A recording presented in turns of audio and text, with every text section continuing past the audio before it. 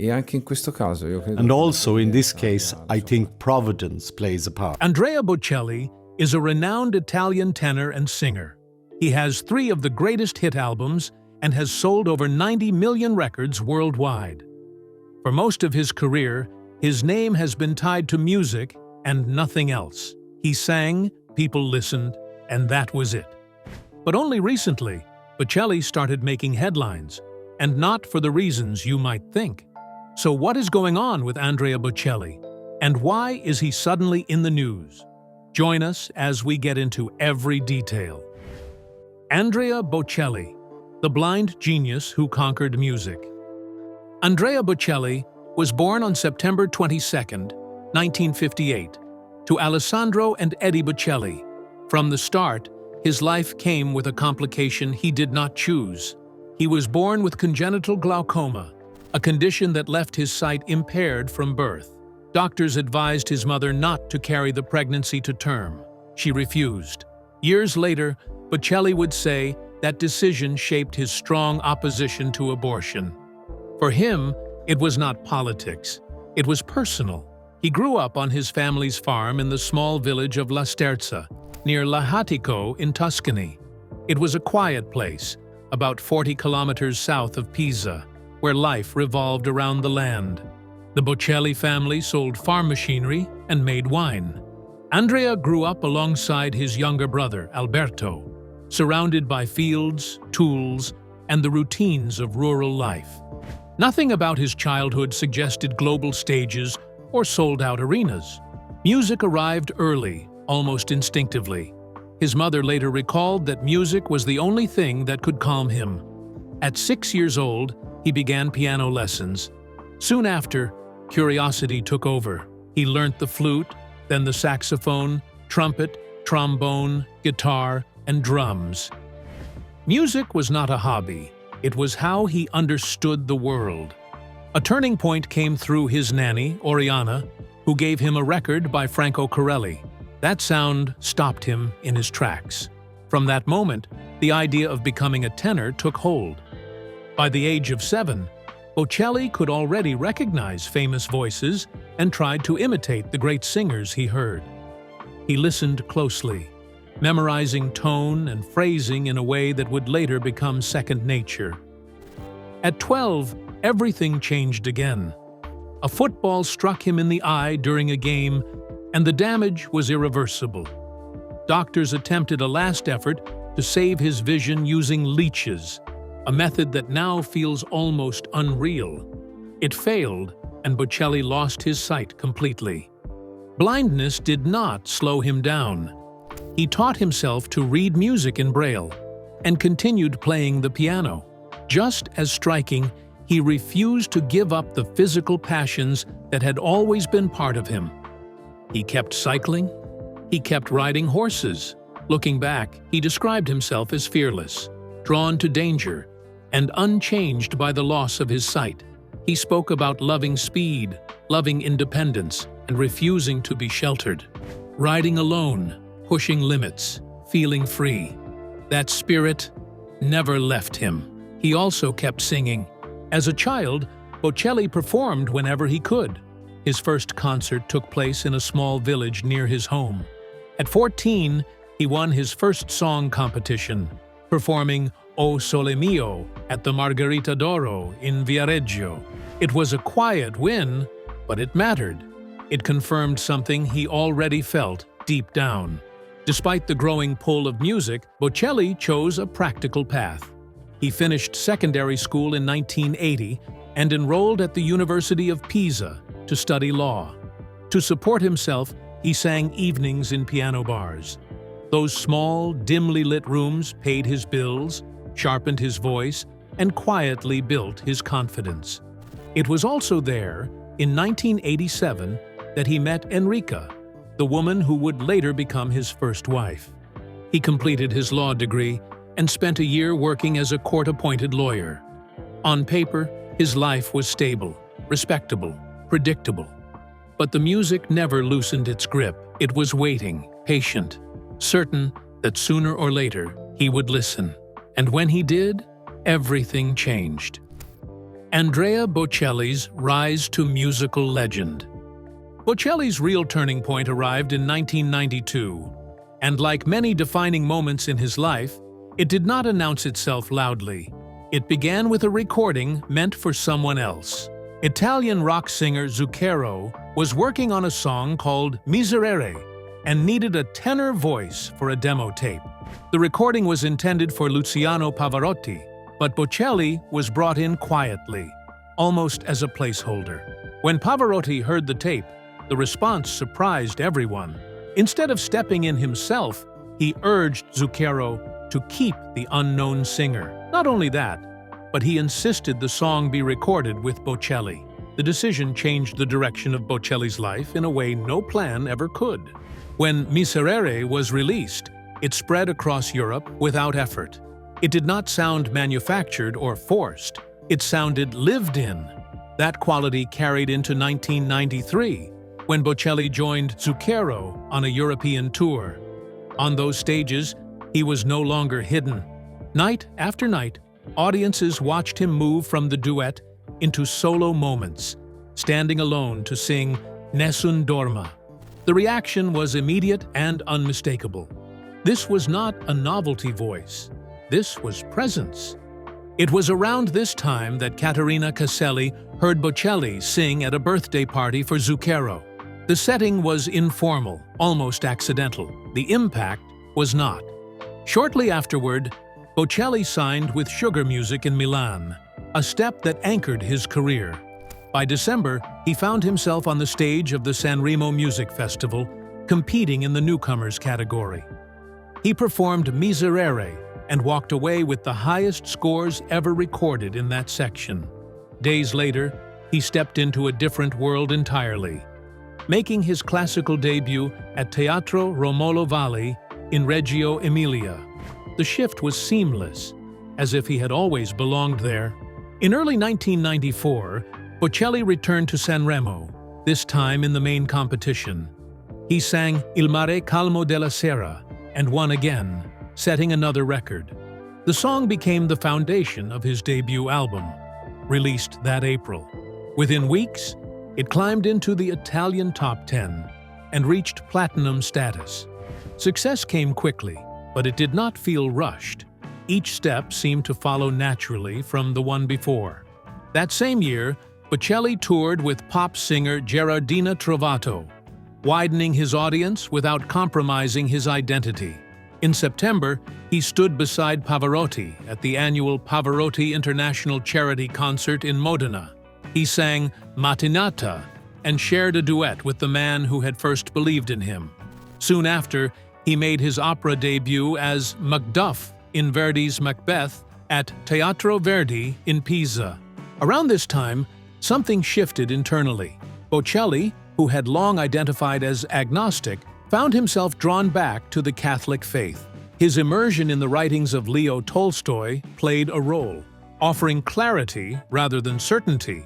That return became visible when he performed Adeste Fideles at St. Peter's Basilica in Rome before Pope John Paul II. It was not framed as a statement. It was simply a reflection of where he stood.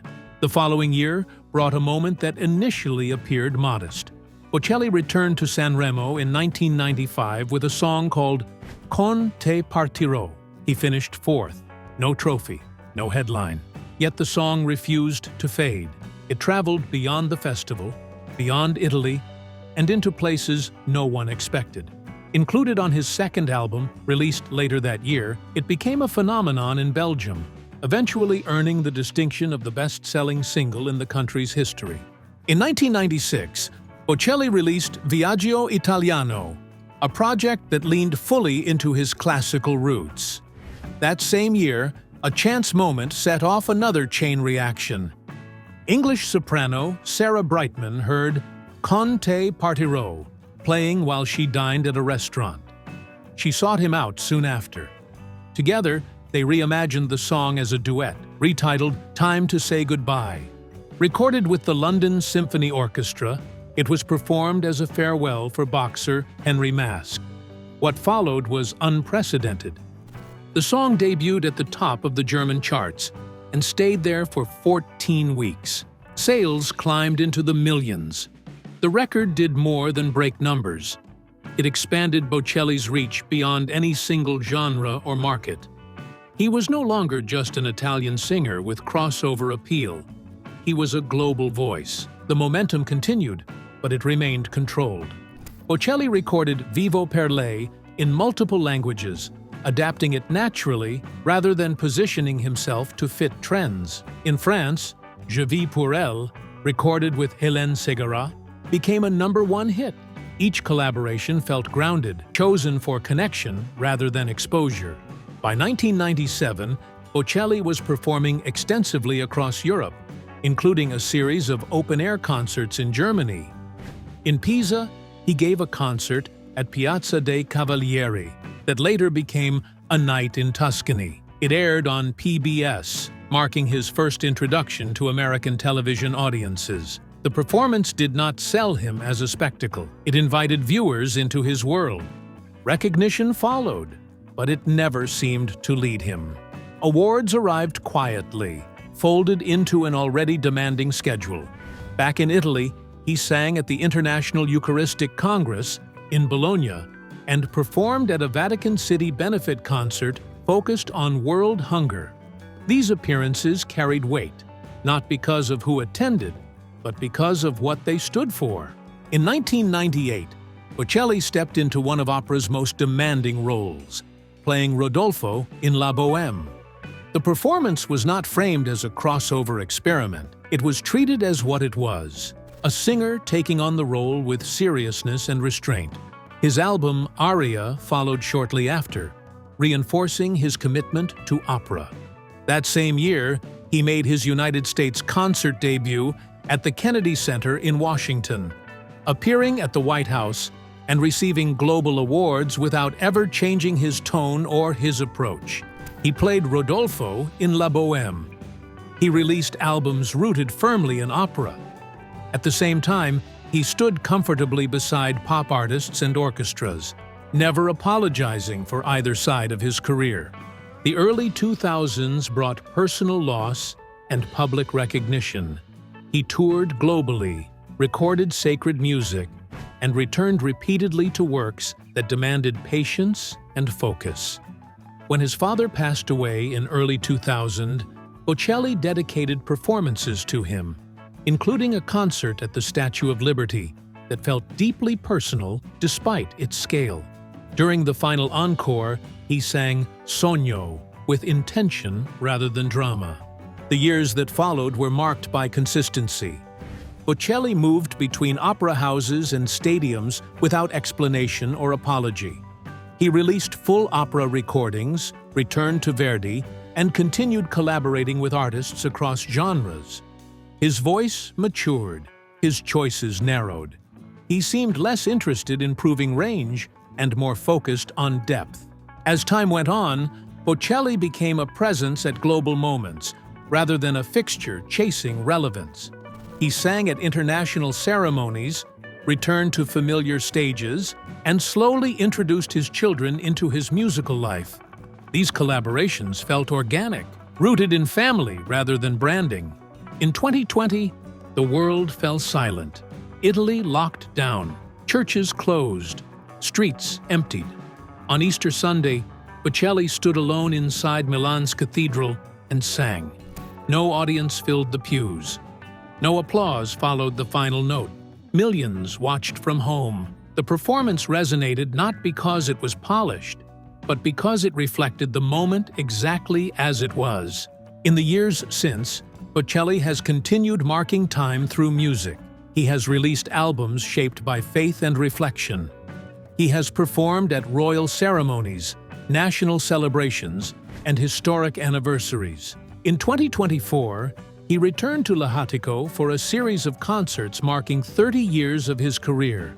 The performances gathered voices from across generations and genres, yet the center remained unchanged. Through it all, Bocelli has never chased noise.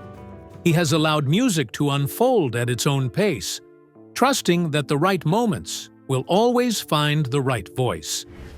Andrea Bocelli's Controversies.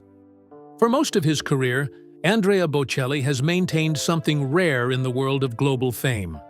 A name largely free from scandal. That does not mean he never faced controversy. When it happened, the moments were brief, complex, and often shaped more by public reaction than by anything he had done.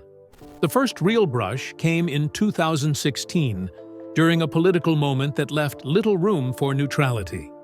As Donald Trump prepared for his inauguration as President of the United States, rumors began circulating that Bocelli would perform at the ceremony. The reports sparked an immediate reaction online. Fans pushed back hard. Social media filled with criticism, disappointment, and calls for a boycott of his music. The pressure escalated quickly, turning a possible performance into a public test of values. At the time, Trump was struggling to secure major performers for the event. Many artists appeared wary of associating themselves with a presidency that had already divided audiences. Bocelli found himself pulled into that tension, whether he wanted to be or not. According to reports, Trump personally approached Bocelli after a performance at Madison Square Garden, asking him to take part in the inauguration. Sources close to the situation described Trump as a longtime admirer of Bocelli, noting that the singer had performed before at Trump's Mar-a-Lago estate. The invitation, on its surface, reflected familiarity rather than ideology. Still, the backlash was swift. Fans argued that performing at the inauguration would signal support, even if none was intended. The hashtag calling for a boycott gained traction. Within days, the tone of the conversation shifted from anticipation to hostility. Behind the scenes, Bocelli reportedly stepped back. An anonymous source described him as overwhelmed by the reaction, saying he was getting too much heat and chose to decline the invitation. Another account suggested that Trump himself advised Bocelli not to proceed, concerned that the singer would face unnecessary damage to his relationship with his audience. Either way, the outcome was the same. Bocelli did not perform. What stood out was not outrage from Bocelli, nor a defiant statement. He said little publicly. The moment passed, leaving behind a reminder that silence, too, can be a form of self-preservation. The controversy faded quickly, not because it lacked intensity, but because Bocelli did not feed it. 3 years later, his name resurfaced again, this time tied to a far more sensitive conversation. In 2019, allegations of sexual misconduct were made against Spanish opera singer Plácido Domingo by more than 20 women. The claims described a pattern of inappropriate behavior spanning decades. The fallout was immediate. Domingo withdrew from performances in the United States and resigned from his leadership role at the Los Angeles Opera. Institutions distanced themselves. Reputations were reassessed in real time. Bocelli chose to speak. In an interview with the Associated Press, he defended Domingo, not by dismissing the seriousness of the allegations, but by questioning how moral judgment was being applied. Through a translator, Bocelli expressed shock at what had happened to a fellow artist he admired deeply. He said the situation made him uneasy, not only for Domingo, but for himself and others in the field. He raised a fear that echoed beyond opera, the idea that an accusation alone could end a career overnight, before any legal resolution, unsettled him. He imagined a scenario where someone could accuse him of misconduct from years earlier and instantly find doors closing, stages disappearing, and partnerships dissolving. To Bocelli, that possibility felt absurd. He drew a firm line between morality and artistry. He said that unless Domingo was convicted of a crime, the allegations should not determine his artistic standing. If a conviction came, he said, his moral judgment would change. His artistic judgment, however, would remain separate. He argued that history is filled with artists whose personal lives were flawed, yet whose work endured independently. In his view, moral judgment belonged in courts and in conscience. Art, he said, lived elsewhere. The response was mixed. Some saw his comments as measured and philosophical. Others felt they minimized the voices of those who had come forward. What mattered most was that Bocelli did not attempt to center himself as a victim or a provocateur. He spoke plainly, knowing full well that the position would not please everyone. European institutions, including the Salzburg Festival, continued to work with Domingo, citing the absence of new legal findings. The divide between public opinion and institutional response widened, and Bocelli's remarks became part of that broader conversation about power, accountability, and legacy. In both moments, what stands out is not controversy itself, but restraint. Bocelli did not use outrage to generate relevance. He did not pivot his image. He did not posture. He stepped back when pressure mounted and spoke when he believed silence would imply agreement with something he did not fully accept. That approach has kept his public life remarkably steady. His name appears in headlines occasionally, but rarely for behavior, misconduct, or chaos. Instead, it surfaces when the world tries to place him inside debates that are larger than music. He remains, by most measures, an artist who has walked through fame without collecting scandal along the way. When controversy brushes past him, it tends to say more about the moment than about the man. It is this same clarity, patience, and focus that shaped not only his career, but his personal life. Just as he navigated public pressures with calm, he approached matters of the heart with the same attentiveness and care. Andrea Bocelli and Veronica, a love that began with a song. Andrea Bocelli and his wife, Veronica Berti Bocelli, understand what it takes to make a relationship endure, but their story did not begin with intention. It began with chance.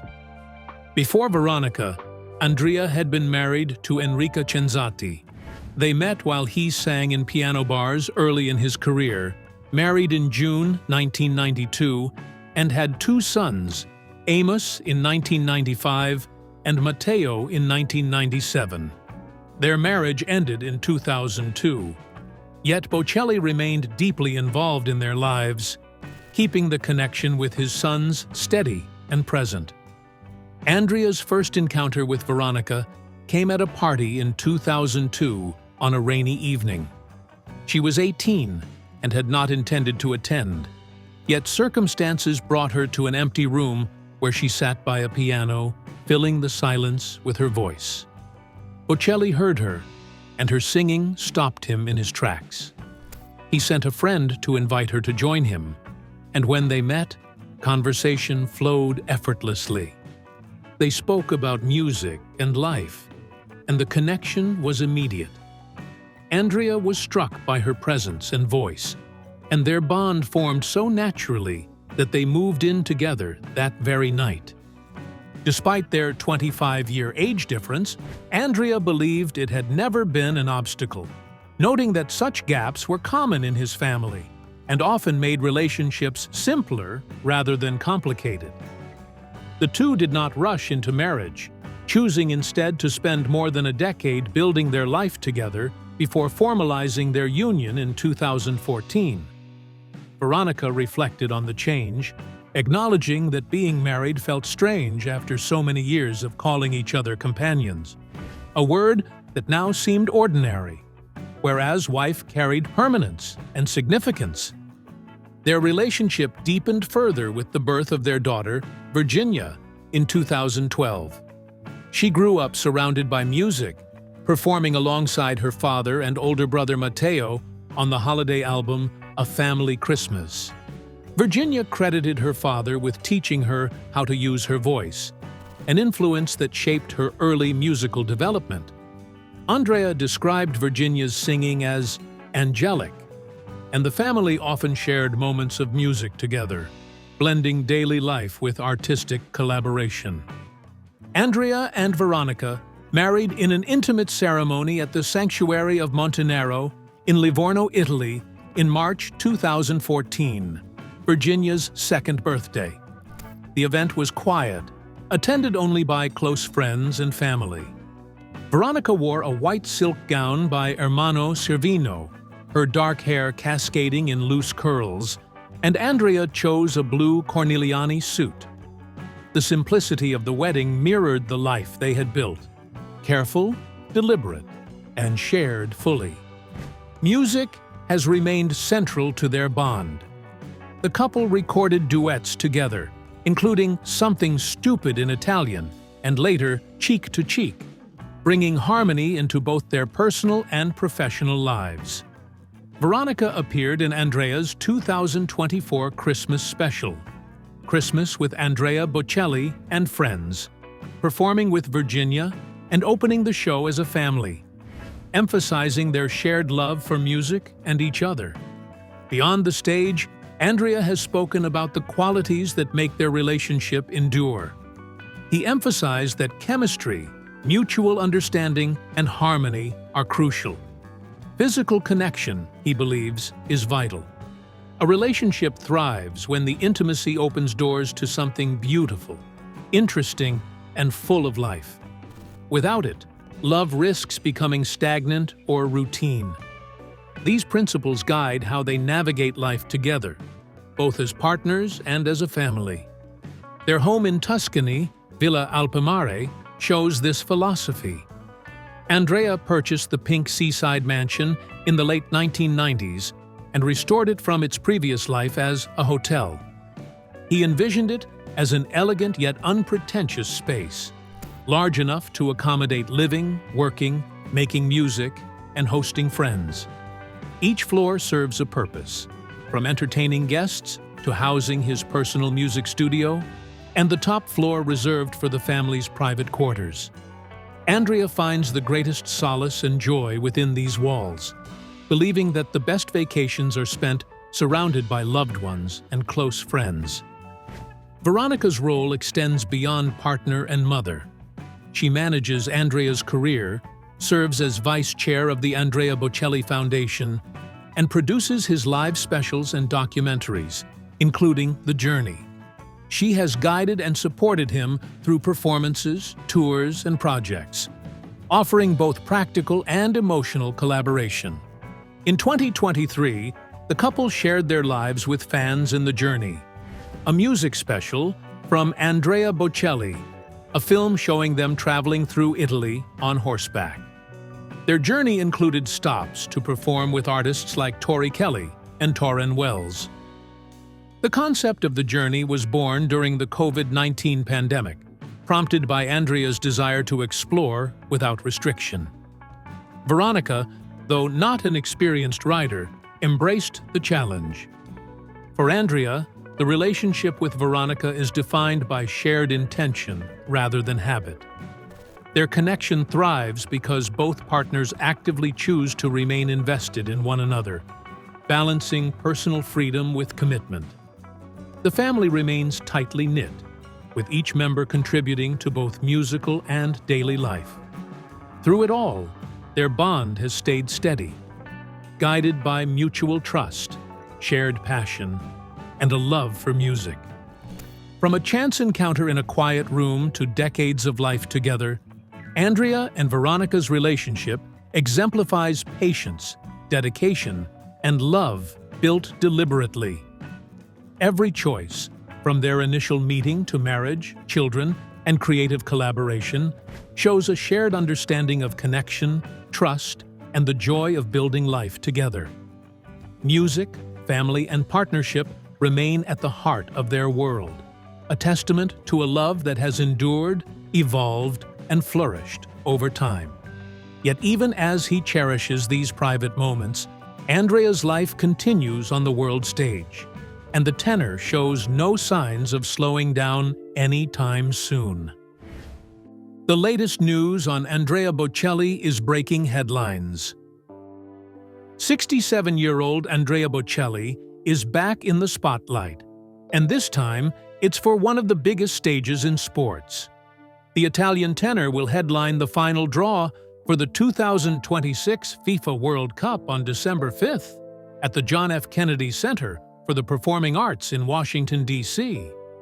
Sharing the stage with Bocelli, will be Tony Award-winning actress Nicole Scherzinger, global music superstar Robbie Williams, and disco icons Village People, while Heidi Klum, Kevin Hart, and Danny Ramirez guide the evening as co-hosts. For Bocelli, the event is a natural fit. He has long been a presence at global gatherings, having performed at the Celebrate Africa concert in Johannesburg just days before the 2010 World Cup final. His voice, known and loved worldwide, has a way of turning any performance into a moment that feels both intimate and monumental. The final draw is about more than just music. It will reveal the group stage matchups for the first-ever 48-team World Cup, with the United States as the main host and Canada and Mexico as co-hosts. Former England captain Rio Ferdinand will conduct the draw alongside award-winning broadcaster Samantha Johnson, while sports icons Tom Brady, Shaquille O'Neal, Wayne Gretzky, and Aaron Judge will appear as draw assistants. Eli Manning will host the red carpet. Even in a lineup full of global stars, Bocelli's presence brings a unique gravitas that can only come from decades of performing at the world's most prestigious stages. Bocelli's career has been built on consistency and artistry.